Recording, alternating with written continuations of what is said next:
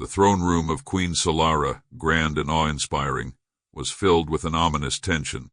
The towering, silver-veined marble pillars cast long shadows, and the ceiling, adorned with golden constellations of past victories, gleamed under the dim light. Yet for all its grandeur, the throne room felt like a prison today. Queen Solara sat upon her dark obsidian throne, her once confident posture reduced to one of worry, her sharp features showing signs of exhaustion. Before her, the Zoran High Council debated furiously. Their voices, usually steady and calm, were now filled with panic. The cause of this uproar was not a political rebellion or an outside threat, but something far more personal and, to many, far more terrifying. Her beast, the last of its kind, was dying. The creature in question, known as Verak, had been the guardian of the Zoran throne for over 2 centuries. Towering over anything alive, Verak was both a symbol of power and terror, his scales harder than any known material, his eyes glowing with a savage intelligence. But Verak had been poisoned. The Zoran had no idea how it had happened or who was responsible, but the creature had stopped moving, its once fiery breath reduced to shallow, labored gasps. "Your Majesty, we must accept that Verak is beyond saving," said Prime Advisor Thrask, his voice thick with reluctance. "We have tried everything in our power, and yet the beast's condition continues to worsen. It would be wise to prepare for his death. We cannot afford to pour more resources into a lost cause." Queen Solara narrowed her eyes at Thrask, her fists clenching the armrests of her throne. "Verak is not just a beast, Prime Advisor. He is the protector of this throne of our people. His death would signal our vulnerability to the other species in the galaxy. They would sense our weakness and come for us. With all due respect, Your Majesty, Verak has been a loyal guardian, but no creature lives forever. If the galaxy sees us without him, we will adapt. We must focus on finding another method of protection," Thrask countered, though his gaze faltered under the Queen's icy glare. "Another method?" Solara echoed bitterly. "Do you propose we simply replace the irreplaceable? Verak was bred from the ancient war beasts of our ancestors. His bloodline is unique, and no other beast in the galaxy can match his might. We cannot afford to lose him." As the council members resumed their futile debate, a whisper reached Solara's ears from her personal aide, Liara. "There may be another option, Your Majesty." Solara turned her head slightly. "Speak." Liara hesitated, then spoke in a low tone. "There are rumors far in the outer reaches of the galaxy of a species capable of healing even the most grievous wounds. The humans they call themselves. They are not known for their strength, but for their adaptability. There are stories of them healing creatures far larger than themselves, of using technology and intuition in ways that defy our understanding." The Queen frowned. "Humans, those creatures from the fringe worlds? They are barely a blip on the galactic stage." "Perhaps," Liara said quietly, "but desperation has often led to strange alliances." Solara's gaze hardened as she mulled over the thought. "A human, to heal Verak?" She stood abruptly, her voice cutting through the arguments of the council. "Enough, I have made my decision." The room fell into stunned silence. Solara's voice was as cold as the void of space. "If we cannot find a solution within the Zoran, then we must look beyond. I will summon this human and see if these rumors bear any truth." The council members exchanged uneasy glances, but none dared oppose her. After all, who would question the Queen when she had the weight of her throne and a dying beast to protect? Within hours, a message was sent across the stars, its destination, the far-flung human colonies. The request was simple. The Queen of Zoran required a healer, one capable of feats beyond what her kind could imagine. On the human colony of Espra 9, deep in the outer reaches of the galaxy, Dr. Elias Cross was finishing a routine day of work in his modest clinic.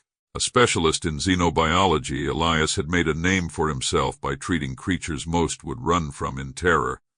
His work ranged from common ailments among local wildlife to more dangerous injuries suffered by alien species that came seeking help. Elias wiped his brow, sitting back in his chair and glancing out the window at the twin suns setting in the sky. His small clinic was quiet, a place where he found peace amidst the chaos of alien biology. He was not prepared for what would come next. The door to his clinic burst open, and a figure stepped inside, cloaked in shadows. Elias recognized the attire immediately. Zoran ceremonial armor. The Zoran never visited his clinic. He stood up, his curiosity piqued, but his expression cautious. "Dr. Elias Cross?" The figure spoke in a deep, gravely voice. "That's me," Elias replied, his brow furrowing. "What can I do for you?"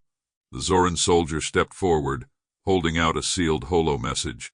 "By order of Queen Solara of the Zoran Empire, you are commanded to accompany me to the capital world of Zoran Prime.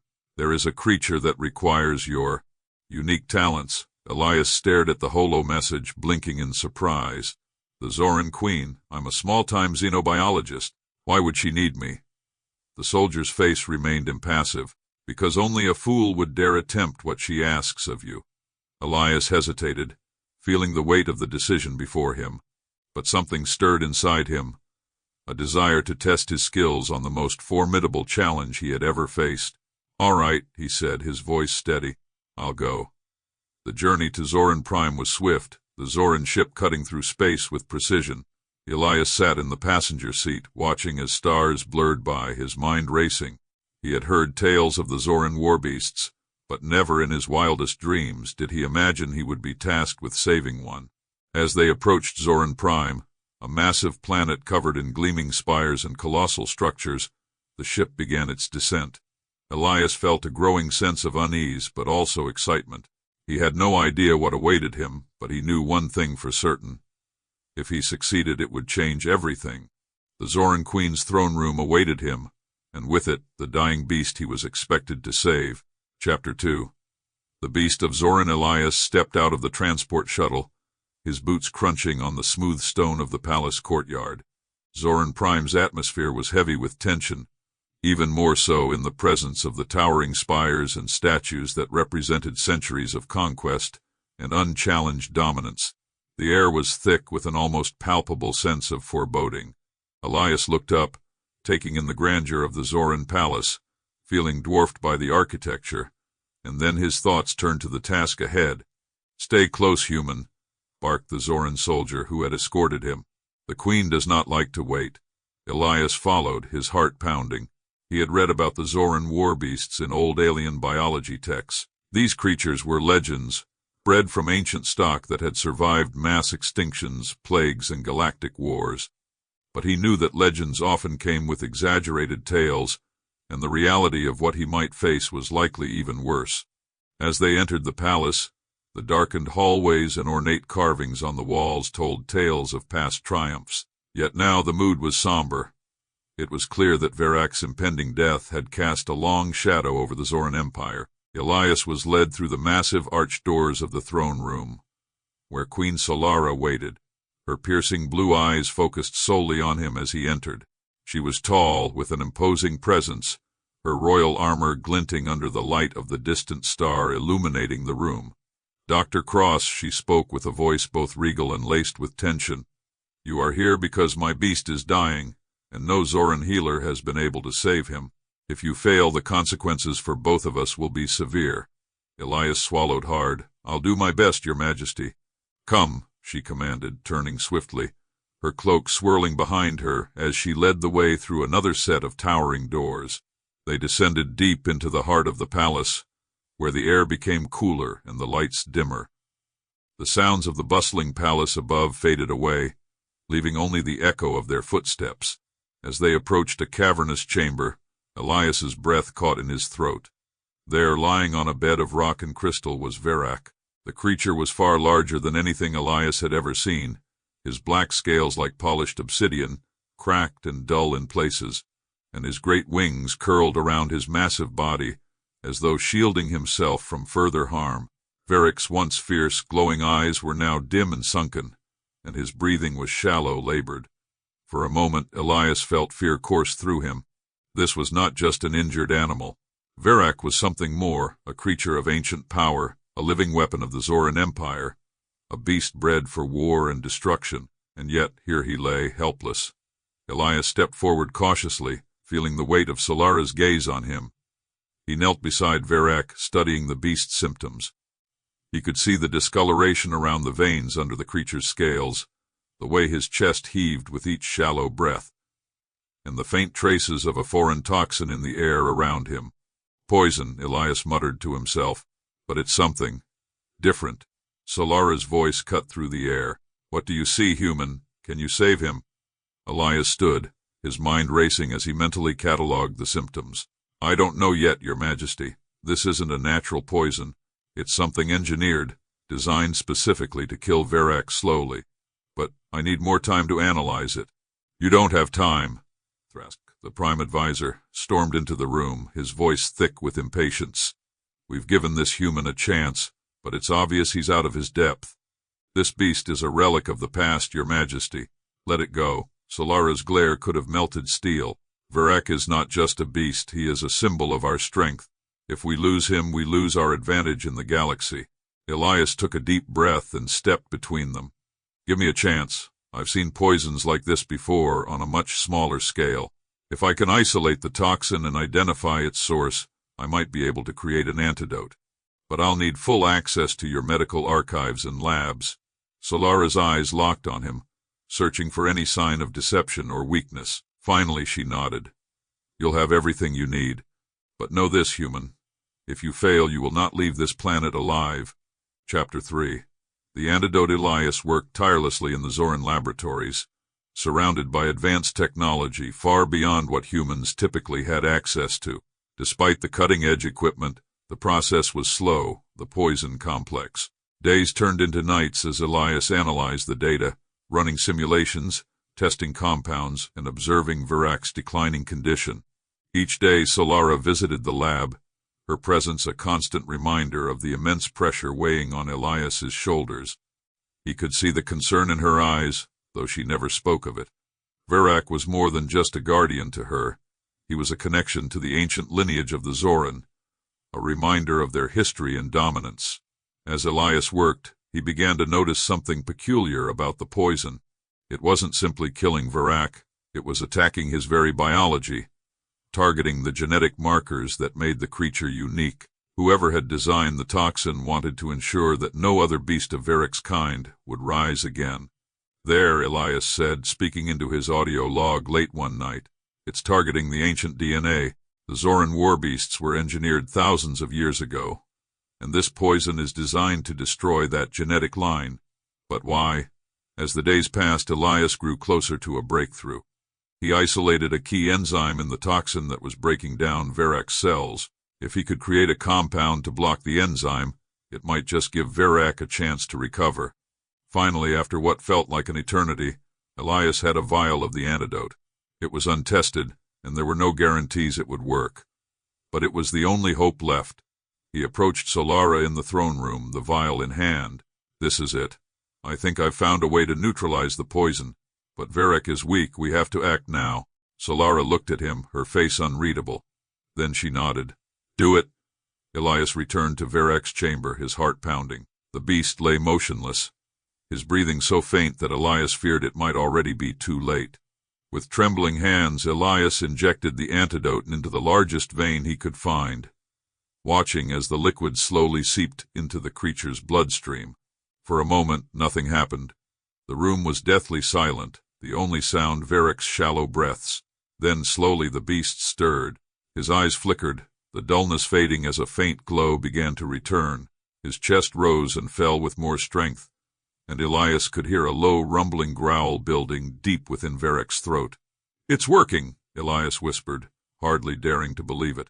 Solara stepped forward, her face lighting up with hope for the first time since Elias had arrived. You did it, human.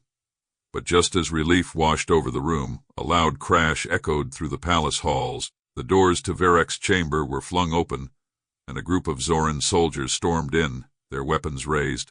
Thrask stood at the front, his eyes burning with betrayal. You fool, you've doomed us all.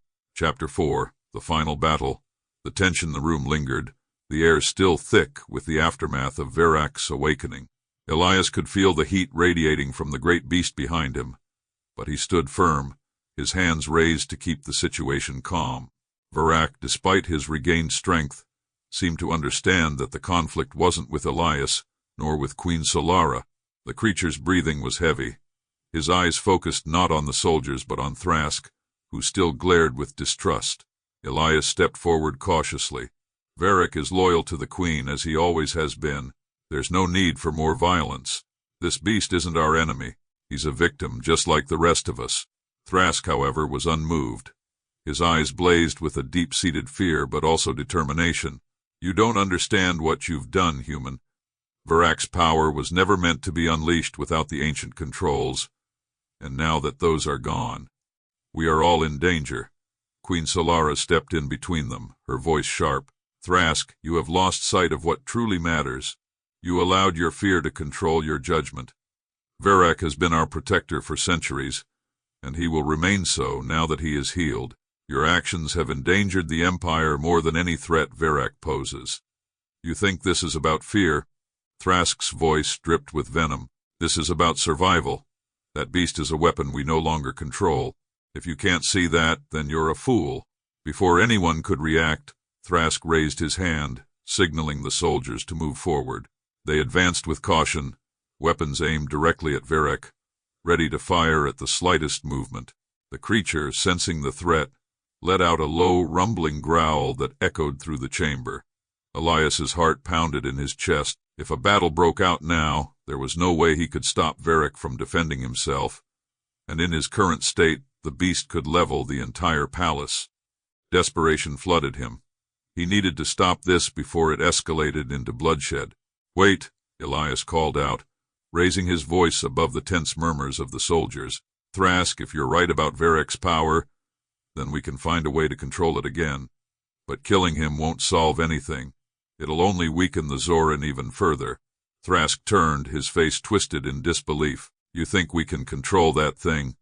You think you, a human, know better than the Zoran Council about the dangers of this creature?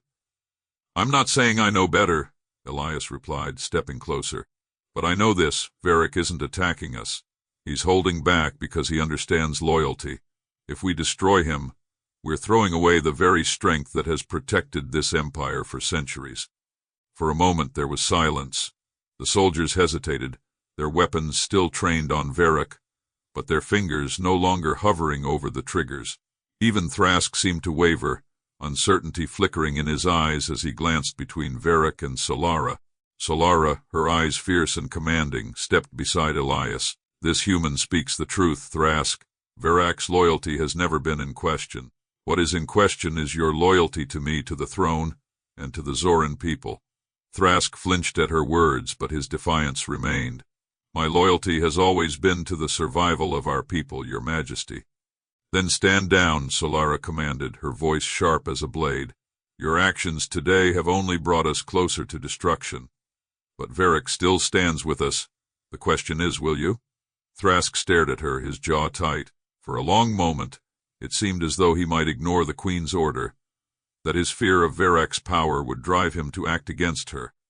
But then, slowly, he lowered his hand, signaling the soldiers to stand down. The tension in the room released like a breaking dam. The soldiers, one by one, lowered their weapons, stepping back from Varric's imposing form. Elias exhaled a breath of relief, though the weight of the situation still hung over him.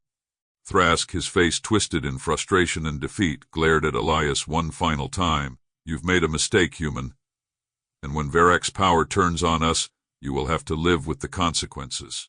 Without waiting for a response, Thrask turned and stormed out of the chamber, his soldiers following in silence.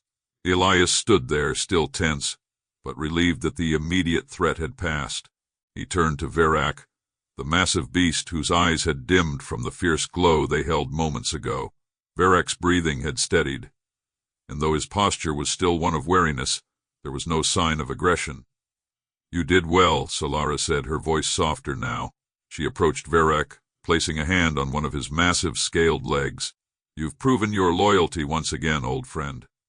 Varric let out a low rumble, a sound that seemed almost content. Elias smiled at the interaction, though his thoughts still buzzed with questions.